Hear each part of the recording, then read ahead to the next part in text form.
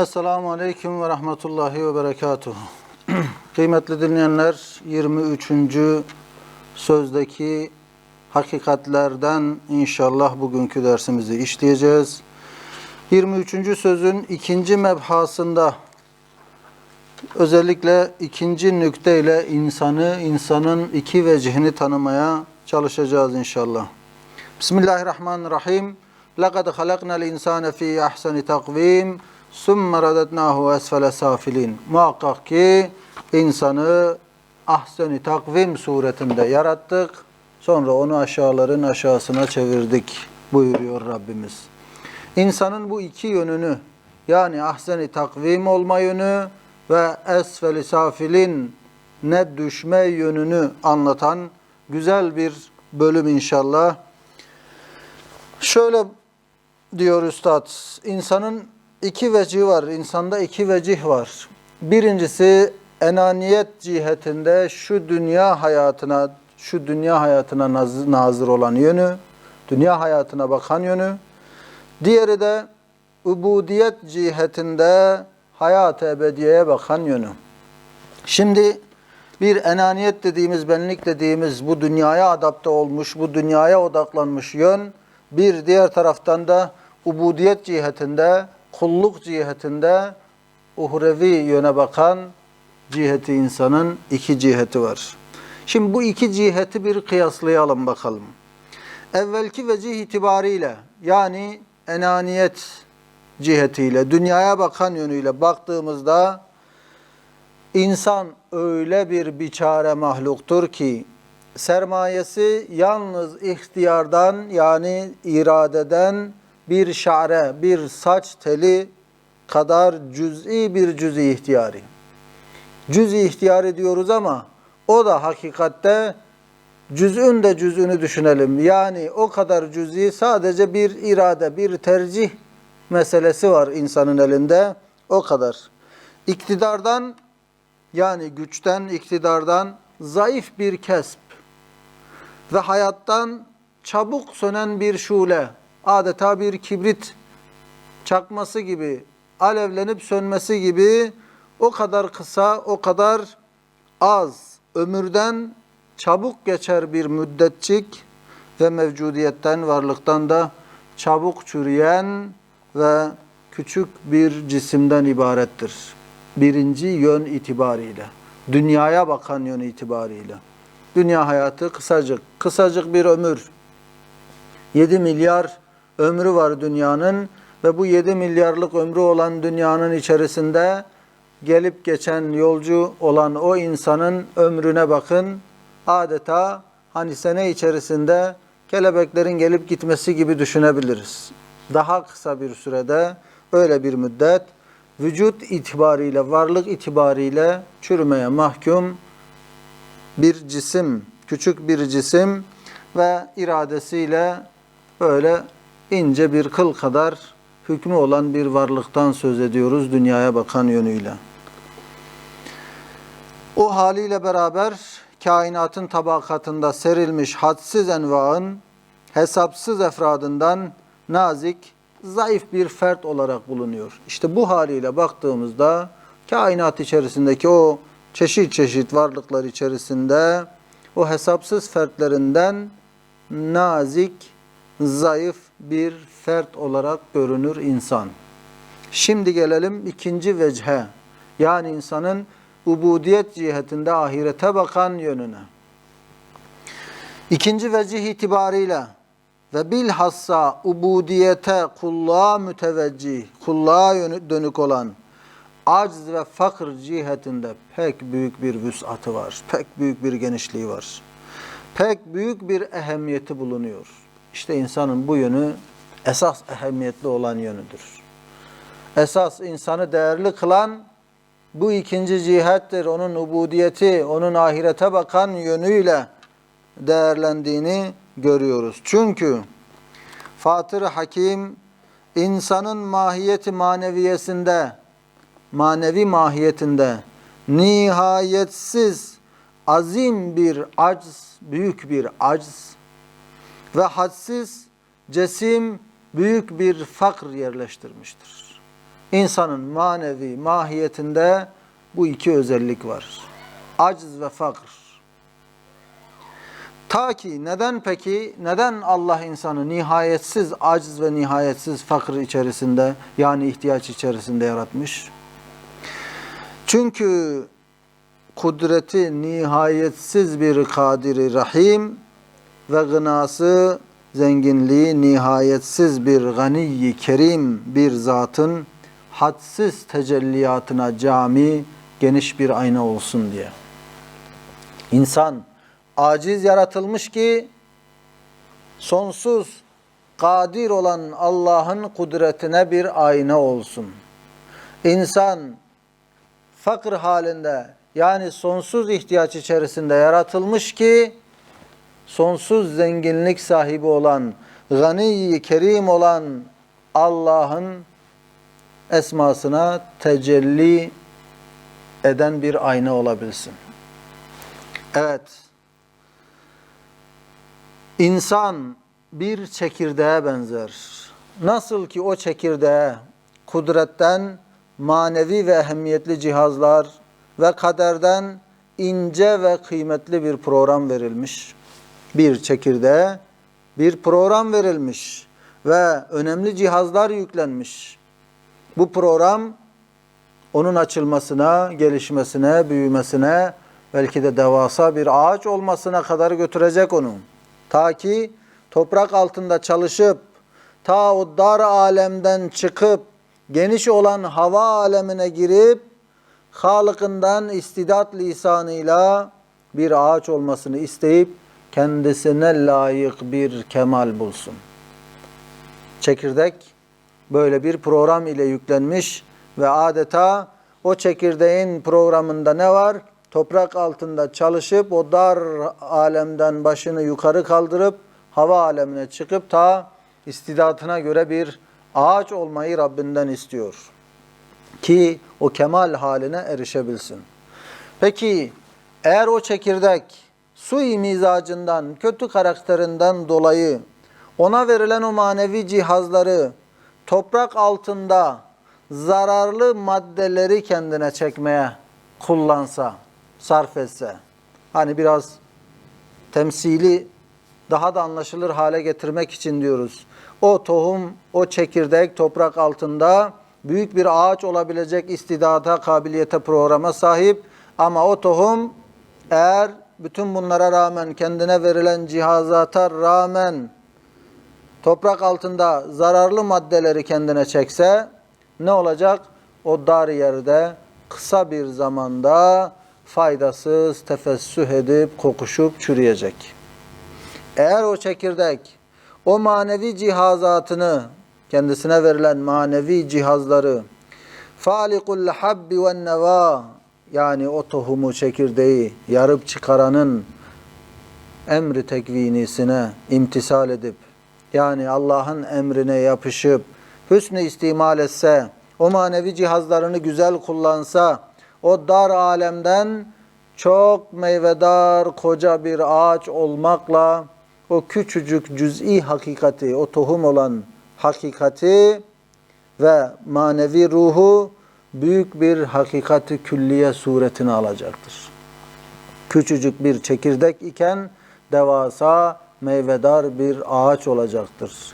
Neden? O emri tekviniye imtisal ettiği için, hüsnü istimal ettiği için kendisine verilen o manevi cihazları.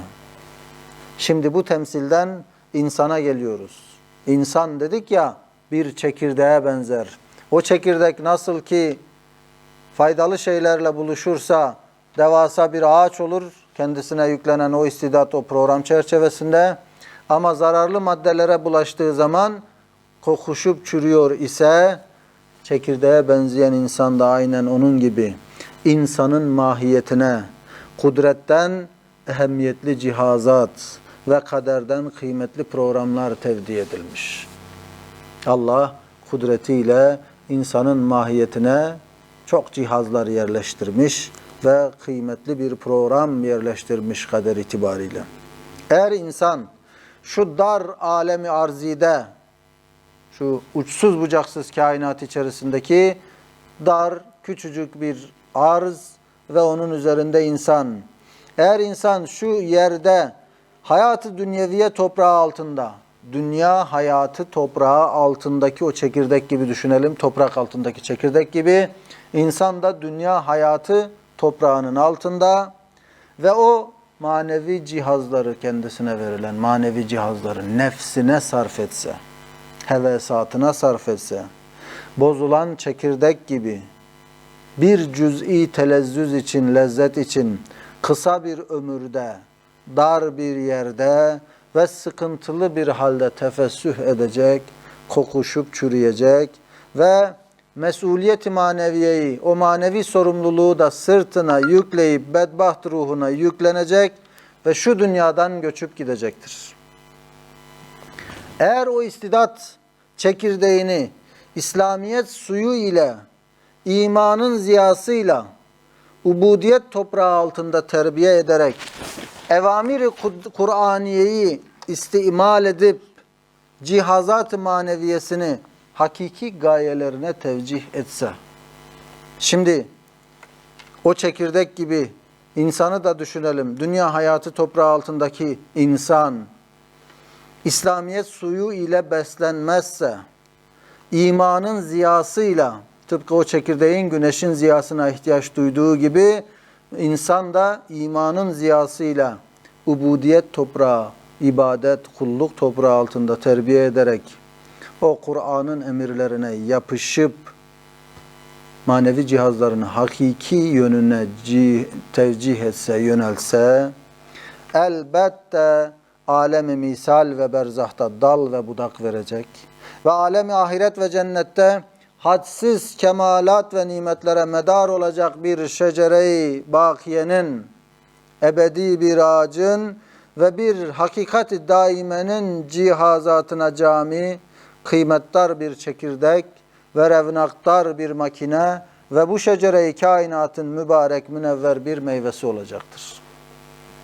Eğer insan, o çekirdeğe benzeyen insan, İslamiyet suyu ile, Kur'an'ın ziyası ile beslenir ve Kur'an'ın emirlerine yapışırsa, işte o zaman şu daracık dünyadan, şu daracık alemden kurtulacak ve ebedi cenneti, baki bir hayatı kazanacak bir kıvama gelecektir.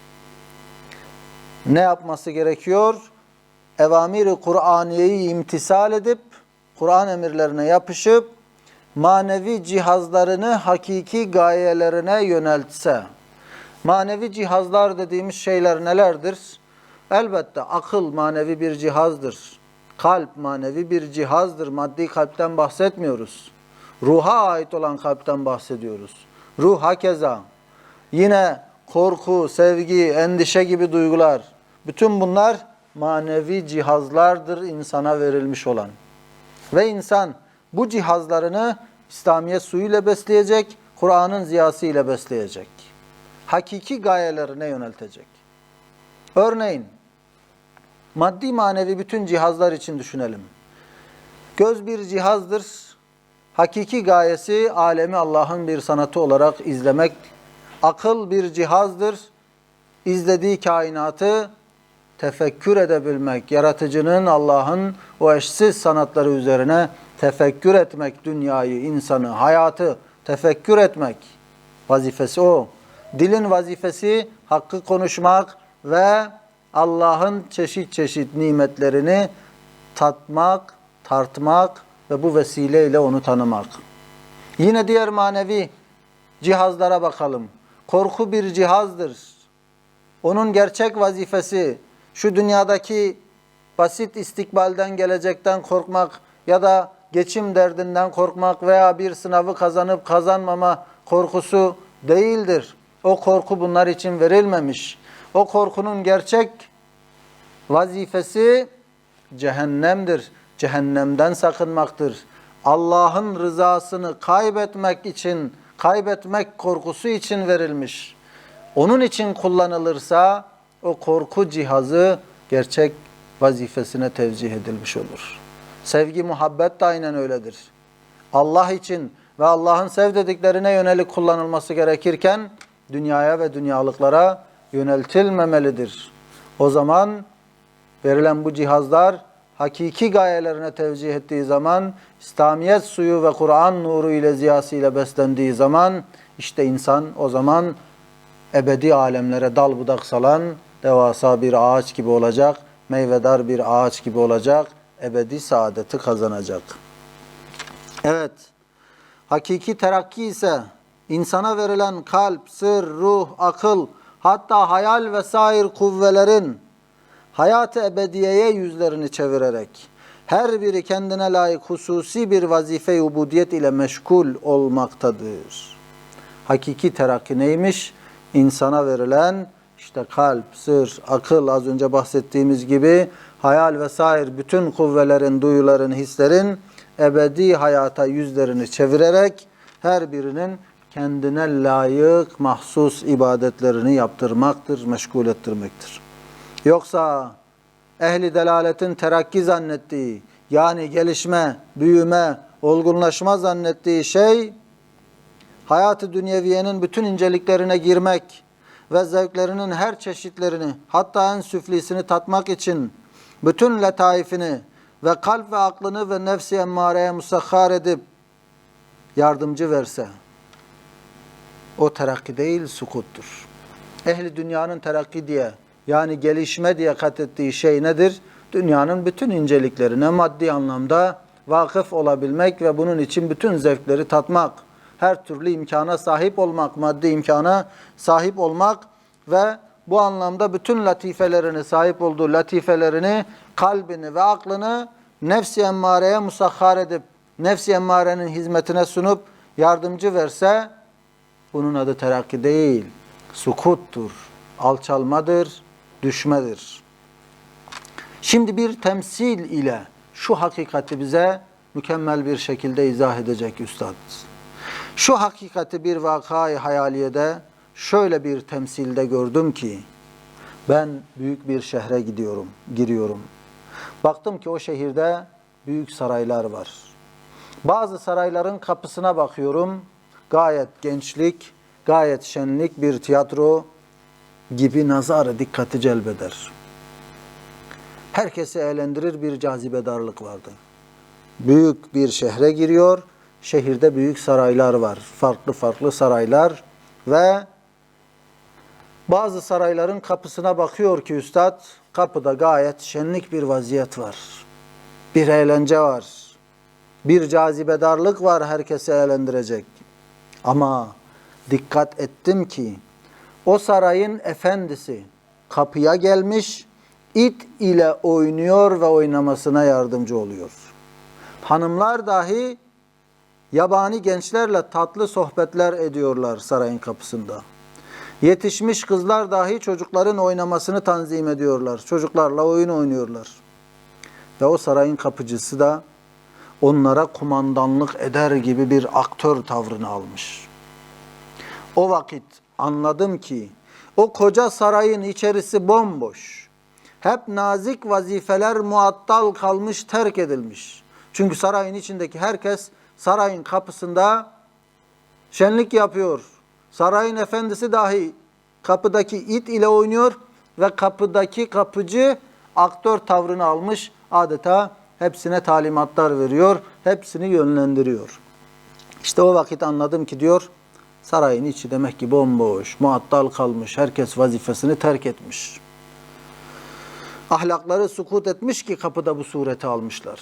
İşte onlar ahlakları öyle alçalmış ki kapıda bu sureti almışlar, bu görüntüyü veriyorlar. Sonra geçtim, bir büyük saraya daha rast geldim.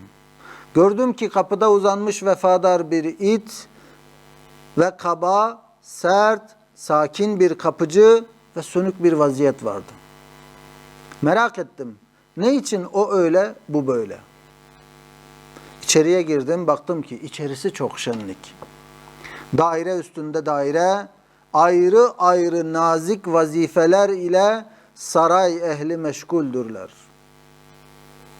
Bir sürü daire var sarayın içinde ve saray ehli her bir dairede ayrı ayrı nazik önemli vazifelerle meşguldürler. Birinci dairedeki adamlar sarayın idaresini, tedbirini görüyorlar. Üstündeki dairede kızlar çocuklara ders okutuyorlar. Çocuklarla ders okuyorlar.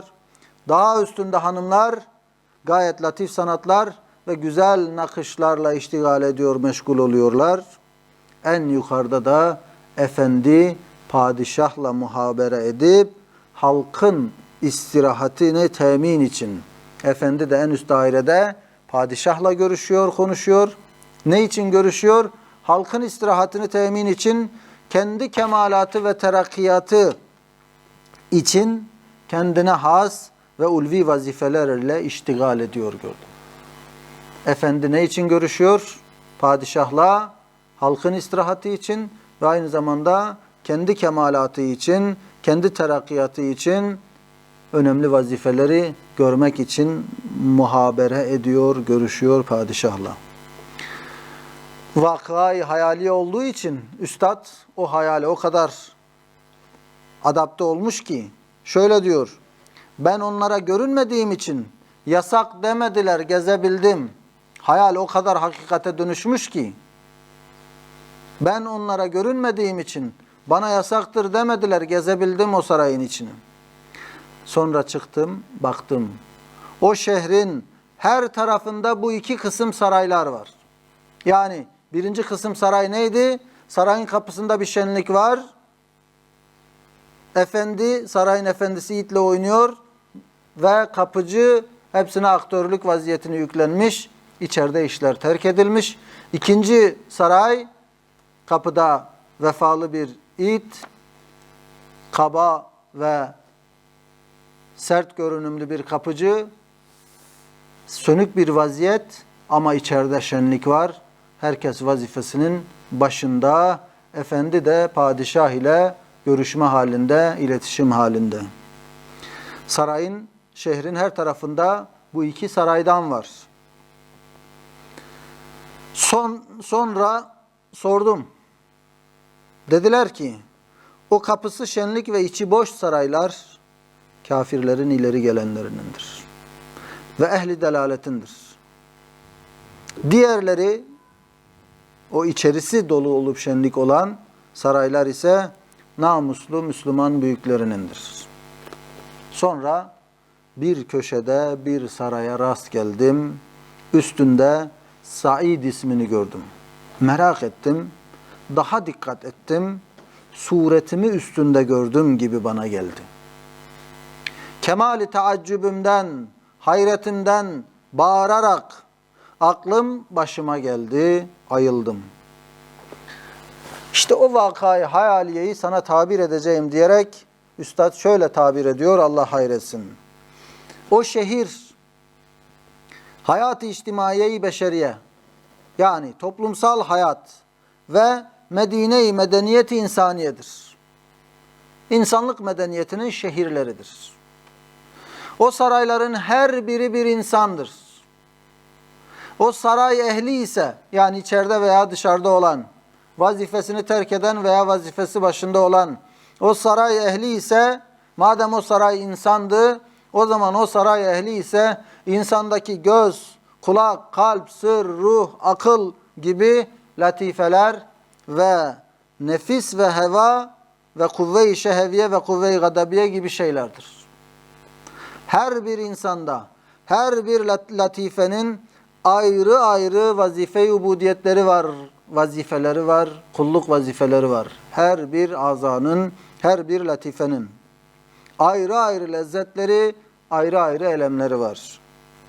Nefis ve heva, kuvve-i şehviye ve gadabiye bir kapıcı ve bir it hükmündedir. Hikayede sarayın kapısında bir it, bir de kapıcı vardı ya. İşte birisi nefis ve heva, birisi de kuvve-i şehviye ve kuvve-i gadabiye. Nefis ve heva o kapıcı, kuvve-i şehviye ve gadabiye de o it hükmünde, kapıda o surette görünüyor. İşte o yüksek letaifi, o yüksek latifeleri, duyguları, akıl, kalp, his vesaire nefis ve hevaya musahhar etmek, tıpkı o birinci sarayda olduğu gibi bütün saray ehli itle oynuyor ve kapıcı tarafından yönetiliyordu. Aynı şekilde insan da kendisine verilen bütün cihazları, şu beden, şu hayat sarayı içerisindeki maddi ve manevi tüm cihazları kuvve-i şehviyenin ve gadabiyenin hizmetine verse ve nefsin emrine girse, elbette ki bütün gerçek vazifeler terk edilmiş olacak. İnsan sarayı adeta oyun ve eğlenceye kurban edilmiş olacak. Elbette bu sukuttur, alçalmadır. O medeniyetin terakki dediği her şeyi bilip öğrenip bütün zevkleri tatmak denilen şey yükselme değil, terakki değil. Tam tersi bu temsilde olduğu gibi bir alçalmadır. Sair cihetleri de sen tabir edebilirsin diyor. Evet, mümin ile kafirin hayatı. Kafirin hayatına dışarıdan baktığımızda bir şenlik var, bir eğlence var. Ama hakikatte o bütün önemli vazifelerini terk etmiş ve nefsinin oyuncağı olmuş. Şehvetinin esiri olmuş. Öfkesinin veya diğer duygularının adeta kontrolüne girmiş, nefis ve şeytanın kumandasıyla hareket ediyor. Ama mümin insanın hayatına baktığımızda, mümin insanın hayatı dışarıdan pek şaşalı görünmez, sakin görünür. Ama hakikatte onun kalbinde ve ruhunda bir şenlik vardır. Çünkü mümin insanın bütün azaları, bütün maddi manevi azaları ve latifeleri gerçek vazifesiyle meşgul olduğu için evet mutludur, mesuttur, hayatından lezzet alır mümin. İşte insandaki iki vecih böyledir dostlar. Dünyaya bakan vecihi itibariyle her ne kadar şenlik ve eğlence ve güzel görünse de sureten hakikatte içi boştur, hakikatte çürümüş, kokuşmuş bir hayattan ibarettir. Ama müminin hayatı ise ebedi saadeti kazandıracak. Aynı zamanda sadece öbür tarafta değil, bu dünyada da manevi bir cennet tohumunu yüreğinde saklayacak ve dünyadan yine manevi anlamda zevk alacak. Baktığı yerde Allah'ı görecek. İşlediği amelde Allah'a kavuşmayı arzu ettiği için o amel zahmet dahi verse o zahmetli amelin içerisinde hayır olduğunu bilerek işleyecek.